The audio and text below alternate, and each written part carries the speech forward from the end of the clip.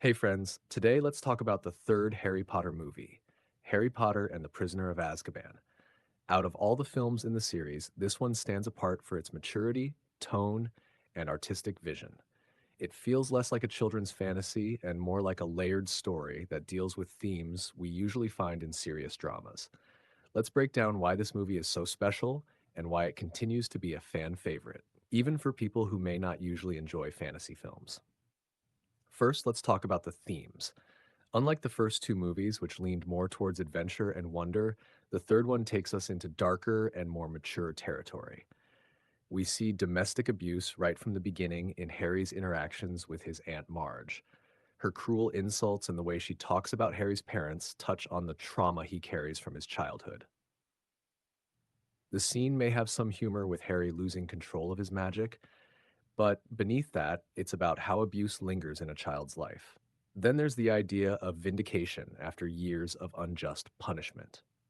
This comes through the character of Sirius Black. For most of the movie, he is painted as a dangerous criminal, but by the end, we discover that he has been innocent all along, suffering in Azkaban for 12 years for a crime he did not commit. The emotional impact of this revelation is huge because it not only clears his name, but also gives Harry the father figure he never had. This sense of long awaited justice makes the ending deeply satisfying. Revenge also plays a role, especially in the confrontation between Sirius, Lupin, Snape, and Peter Pettigrew. And these characters carry years of resentment, betrayal, and hidden anger. The intensity of those moments makes us realize that the story is not just about kids learning magic, but about adults carrying heavy emotional baggage. And of course, depression is literally given a physical form in this movie through the Dementors. These creatures are terrifying, not because of how they look, but because of what they represent.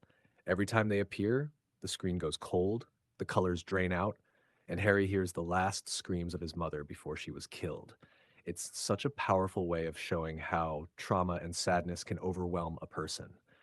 Unlike a typical villain, you can't just punch a Dementor. You need to find strength and happy memories within yourself to fight it. That's a profound message hidden in what is essentially a fantasy film. Now let's move to the film's sense of place. Alfonso Cuarón, the director, did an incredible job of making the wizarding world feel alive and natural. The Humping Willow isn't just a background tree, it is used to show the passage of seasons and to create transitions between scenes. We see it shedding snow in winter, growing fresh leaves in spring, and shaking itself like a living creature. This small touch adds to the movie's rhythm and gives Hogwarts a personality of its own. The flight sequences also stand out. Harry's ride on Buckbeak across the lake and above the castle is breathtaking. The scene has a mix of fear, wonder, and pure joy. When Harry finally lets go and spreads his arms in the air, the audience feels that freedom too. Compare this to the Quidditch match in the storm. It is short, but extremely atmospheric. The rain, thunder, and Dementors interrupting it make it one of the most thrilling sequences in the entire series. We cannot talk about this movie without mentioning John Williams' music. He had already scored the first two films, but here he created something truly magical. Tracks like A Window to the Past, Secrets of the Castle, and Buckbeak's Flight are not just background music, they are emotional storytelling tools. A Window to the Past, with its haunting flute melody, instantly takes you to the bittersweet memories of Harry's parents. Buckbeak's Flight lifts you into the sky with its soaring notes. These pieces are some of the best film music ever written, and they help cement the emotional weight of the story.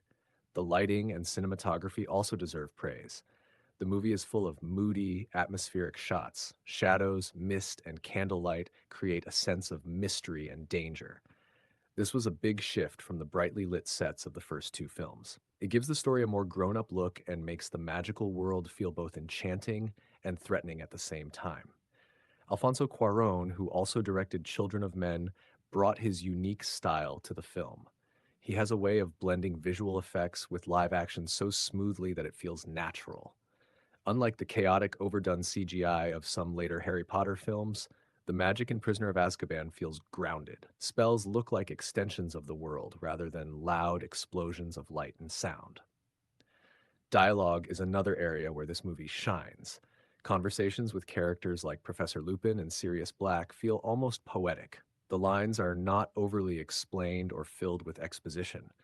Instead, they are short, slightly incomplete, and full of meaning. This style is somewhat reminiscent of Tim Burton's early works, where mood and suggestion mattered more than direct statements. The introduction of new characters is handled very well too. Professor Lupin becomes one of the most beloved teachers in the entire series. His gentle guidance of Harry, especially during the Patronus lessons, shows us the kind of mentor Harry always needed. Sirius Black, despite having limited screen time, leaves a powerful impression as both a tragic figure and a source of hope for Harry's future. And let's not forget Severus Snape. While he is not the central figure here, this movie gives him some remarkable moments, like when he protects the students from a werewolf, or when his old grudges come to light during the Shrieking Shack scene. Finally, the scene transitions in this film are some of the best you will ever see. From the moving camera that flows across locations to the creative use of the Humping Willow to mark the changing seasons, the storytelling feels seamless. The transitions are so smooth that the movie feels like one continuous experience rather than a series of separate scenes. All these elements, the themes, the atmosphere, the music, the characters, come together to make Harry Potter and the Prisoner of Azkaban a masterpiece within the series. It's not just a fantasy adventure, but a film that deals with real emotions and deep human struggles